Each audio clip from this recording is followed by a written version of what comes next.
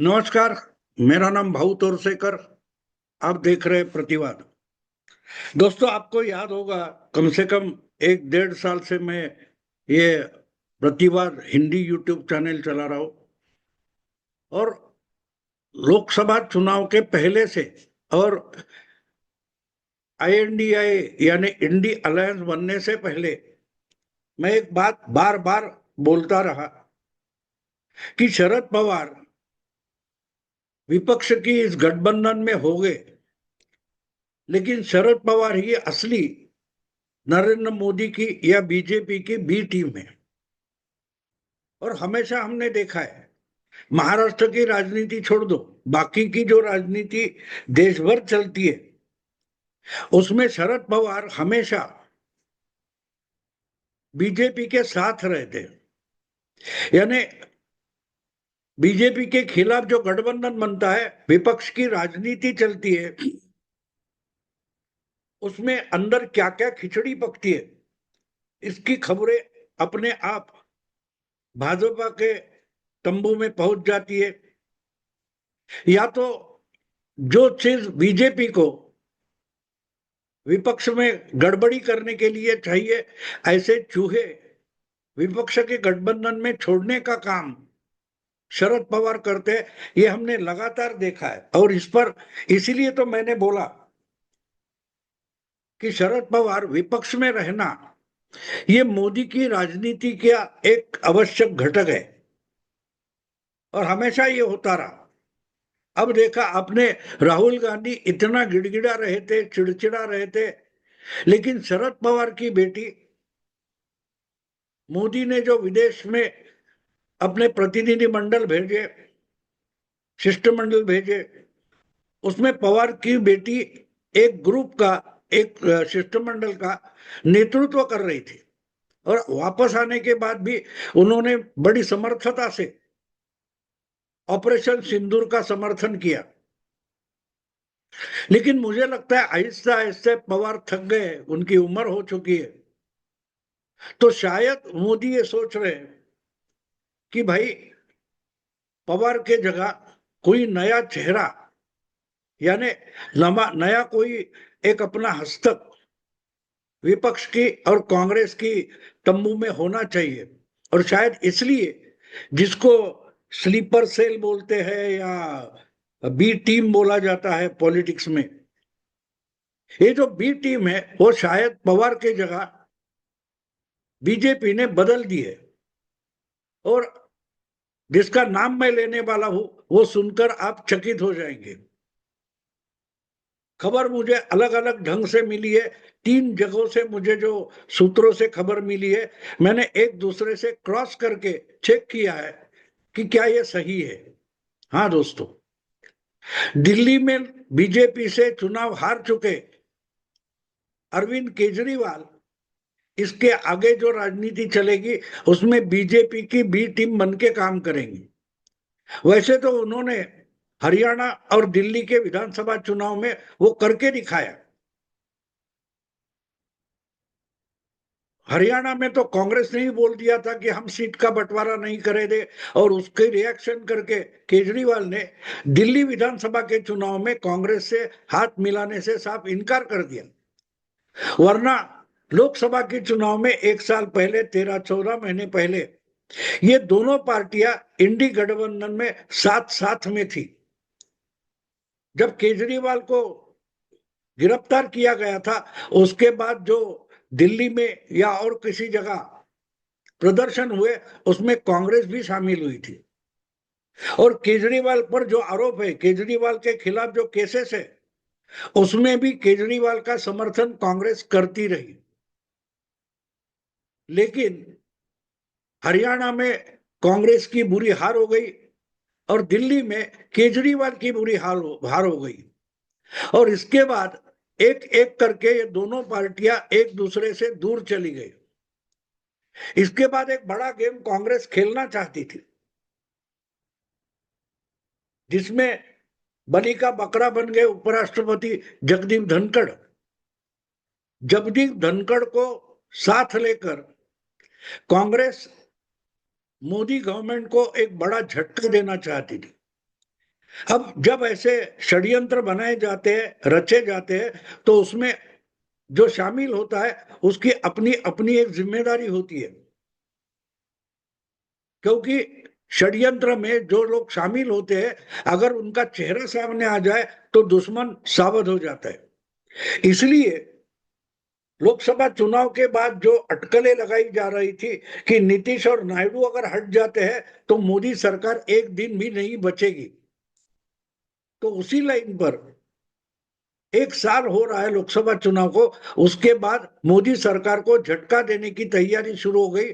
उसमें कांग्रेस के फंदे में उपराष्ट्रपति जगदीप धनखड़ फंसे थे, लेकिन ओपनली कांग्रेस नहीं दिखाना चाहती थी कि ये षड्यंत्र हमारा है और हम इसमें मोदी सरकार को धक्का देना चाहते, वो दिखाना नहीं चाहते थे, और इसलिए किसी तीसरे को इस काम में साथ लेना जरूरी था, और वो जिम्मेदारी कांग्रेस ने या राहुल की टीम ने खुद जगदीप धनखड़ को सौंप दी थी।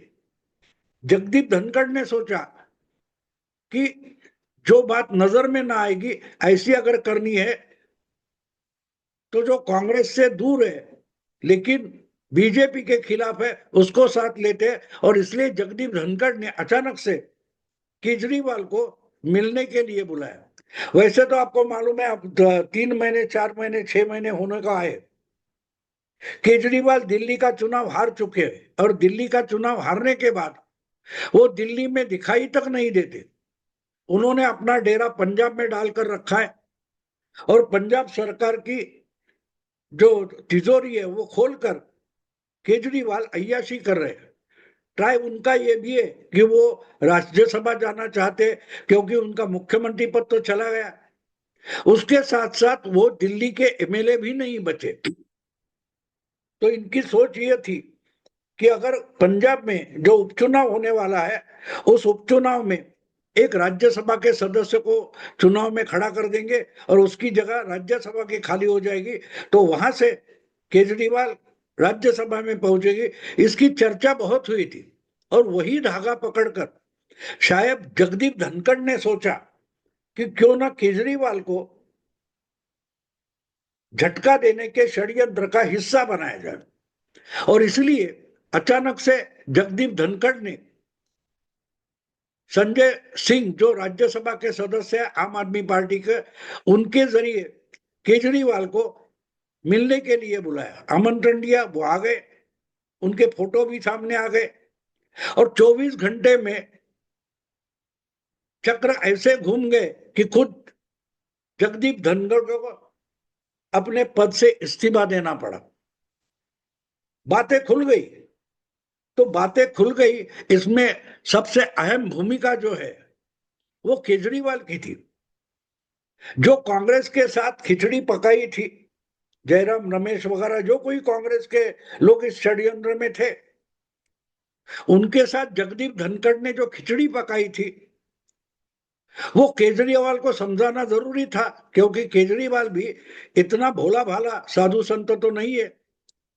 उसको उसका फायदा दिखाई देना चाहिए, और उसके फायदे में अगर कुछ होता है तो केजरीवाल षड्यंत्र का हिस्सा बन सकता था। और इसलिए जगदीप धनखड़ ने उनको लालच दिखाया कि अगर मोदी का सरकार गिर जाता है, तख्ता पलट हो जाता है, तो केजरीवाल के खिलाफ, आम आदमी पार्टी के खिलाफ जितने मामले कोर्ट में पहुंचे हैं या जिसकी इन्वेस्टिगेशन चल रही है, उस पर रोक लगा देना आसान बन जाएगा। तो केजरीवाल उस लालच में आ गया, लेकिन इतना भी भोला नहीं है केजरीवाल कि छोटी मोटी लालच देकर उसको फंसाया जाए। केजरीवाल का भी दिमाग चला होगा कि नायडू को फंसाना, और उन पर जिम्मेदारी दी गई कि जाओ नायडू से मिलो, तेलुगु देशम के, और उनका सपोर्ट जो मोदी सरकार को है वो निकालने की बात करो। केजरीवाल ने चुपचाप सुन लिया, लेकिन इससे केजरीवाल के हाथ में एक और चलने वाला सिक्का आ गया। आज दिल्ली चुनाव हारने के बाद केजरीवाल के हाथ में चलने वाला कोई सिक्का बचा ही नहीं था। तो ये ऐसी खबर थी कि ये अगर मोदी सरकार के पास या बीजेपी के पास पहुंच जाती है तो बीजेपी उस पर झपट पड़ेगी और उसके बदले में केजरीवाल को कुछ मेहरबानी मिल सकती है। तो केजरीवाल ने सोचा क्यों ना कांग्रेस को और जगदीप धनखड़ को ही डबल क्रॉस किया जाए, और उन्होंने नायडू को मिलने के बजाय किसी खास सूत्रों के जरिए ये बात अमित शाह तक पहुंचा दी कि जगदीप धनखड़ कांग्रेस के साथ हाथ मिलाकर मोदी सरकार को धक्का देना चाहते, अगर आपको कुछ करना है तो कर लो। और उसके कुछ सबूत यानी कौन किससे मिल रहा है, क्यों मिल रहा है, क्यों कांग्रेस वालों को अचानक से जगदीप धनखड़ से हमदर्दी हो गई है। बहुत सारे कांग्रेस वाले एक के पीछे एक होकर जगदीप धनखड़ के बारे में सिंपैथी क्यों दिखा रहे, ये सबसे बड़े सबूत थे। और जगदीप धनखड़ भी मोदी या अमित शाह इनसे अच्छा बर्ताव नहीं कर रहे थे। तो जो कुछ केजरीवाल ने बताया उसके दस्तावेज या कागजी सबूत देने की कोई जरूरत नहीं थी। छोटा इन्वेस्टिगेशन करो, छोटे सबूत इकट्ठा करो कि क्या भाई अब इतने बड़े लोग हैं, जगदीप धनखड़ हो या कांग्रेस के कोई बड़े नेता हो, उनके घर में कौन आ जा रहा है, किसको फोन हो रहे, ये तो पुलिस तंत्र जो होता है वो इमीडिएटली ऐसे सबूत निकाल देता है। और केजरीवाल ने जो बात कही थी बीजेपी के सूत्रों को, वो इमीडिएटली कंफर्म हो गई कि जगदीप धनखड़ बड़ा कुछ गड़बड़ करने की फिराक में है। तो इमीडिएटली उनको समझाया गया, और समझाने के लिए जरूरी नहीं था बड़ा सबूत। जब सरकार ने दिखा दिया था, बता दिया था कि लोकसभा में जस्टिस वर्मा के खिलाफ एक प्रस्ताव लाया जा रहा है, तो दोनों सदनों में यानी लोकसभा और राज्यसभा दोनों जगह एक साथ वही प्रस्ताव नहीं लाया जाता। एक हाउस में पास किया जाता है, बाद में दूसरे जगह जाता है। फिर भी जो प्रस्ताव लोकसभा में लाने के लिए सरकार तैयारी कर रही थी, बिल्कुल उसके खिलाफ दूसरा प्रस्ताव कांग्रेस वालों ने राज्यसभा में लाया, और बिना चर्चा के सरकार के साथ विचार विमर्श ना करते हुए जगदीप धनखड़ ने वो रजिस्टर कर लिया, दाखिल कर लिया। तो केजरीवाल ने जो खबर दी थी वो पक्की हो गई, और फिर उसके बाद समय नहीं गवाया, धड़ाधड़ बहुत सारे एमएलए को, एमपीज को इकट्ठा करके राजनाथ सिंह के जरिए उपराष्ट्रपति के खिलाफ एक प्रस्ताव बनाने की और उस पर सिग्नेचर लेने की तैयारियां शुरू हो गई, और उसकी खबर उल्टे जगदीप धनखड़ के पास पहुंचे, इसकी भी तजवीज की गई। तब धनखड़ गड़बड़ा गए, उन्होंने कांटेक्ट किया तो उनको बताया गया कि आप क्या कर रहे हो हमें पता नहीं है। अगर इज्जत से अपने पद से उतर जाओगे तो आपको वो रास्ता खुला है, दूसरा कोई रास्ता नहीं है। या इस्तीफा देकर निकल जाओ, और इमीडिएटली इस्तीफा देकर निकल जाओ, वरना अपमानित होकर जाना पड़ेगा। ये साफ साफ शब्दों में कहा गया। तो केजरीवाल बीजेपी के लिए फायदेमंद साबित हुआ, यह अलग से कहने की जरूरत नहीं है। लेकिन केजरीवाल के सर पर इतने मुकदमे और इतने मामले लगे हुए हैं कि हर चीज में केजरीवाल को सहूलत देना बीजेपी के लिए पॉसिबल नहीं है, ना कि मोदी गवर्नमेंट के लिए या ईडी सीबीआई वगैरह के लिए आसान नहीं है। हाँ, मामले डिले किए जा सकते हैं, उनकी सुनवाई जल्द में ना हो, जितना टाइम निकाला जा सके उतना टाइम निकालो। वो भी केजरीवाल के लिए राहत है, क्योंकि इतने मामले कि एक बार अगर जमानत हो जाती है, एक की सुनवाई आज हो गई तो कल दूसरे मामले में जाना पड़ेगा। तो अगर ये मामले लंबे खींचे गए तो केजरीवाल के लिए वो भी राहत बन जाती है, क्योंकि वरना सीधा अंदर जाना पड़ेगा। क्योंकि आज केजरीवाल ना लोकसभा राज्यसभा का मेंबर है, ना विधानसभा का मेंबर है, ना किसी सरकार में मंत्री या मुख्यमंत्री है। तो ये जो बात हो गई, उसके बाद बीजेपी के जो चाणक्य है उनके समझ में आ गया कि अब हमें केजरीवाल को ही अपनी बी टीम बनाकर कांग्रेस के गठबंधन में या विपक्ष की राजनीति में अपॉइंट कर सकते हैं केजरीवाल को कि भैया तुम रहो उधर, बीजेपी के खिलाफ रहो, मोदी शाह को गाली भी दो, लेकिन विपक्ष के तंबू में जो कुछ अंदर चल रहा है उसकी खबरें हमें पास करते रहो। तो अब देखिए क्या हो गया, अचानक से केजरीवाल को 10 साल पुरानी बात याद आ गई। जब केजरीवाल जन लोकपाल आंदोलन से निकलकर आम आदमी पार्टी बना रहे थे, उस वक्त वो एक के बाद एक हर पार्टी पर, हर नेता पर आरोप लगाते थे। बीजेपी पर लगाते थे, कांग्रेस पर लगाते थे, लालू पर लगाते थे, जो जो कोई पार्टियां एस्टेब्लिश है उनके खिलाफ 2012 से 2013 तक केजरीवाल कोई भी आरोप लगाते थे। तो उसमें एक आरोप था सोनिया गांधी का दामाद और राहुल गांधी का जीजा जी रॉबर्ट वाड्रा का जो मामला है वो, और दूसरा नेशनल हेराल्ड का केस जो डॉक्टर सुब्रमण्यम स्वामी ने लगा रखा है। तो अभी आम आदमी पार्टी को बी टीम के तहत बीजेपी इस्तेमाल करेगी तो कैसे करेगी, इसका पहला सबूत हमारे सामने आ गया। अचानक से केजरीवाल को याद आ गया कि अरे ये नेशनल हेराल्ड का मामला तो बहुत गंभीर है, 10 साल से इनको पता तक नहीं था ऐसा कोई मामला है।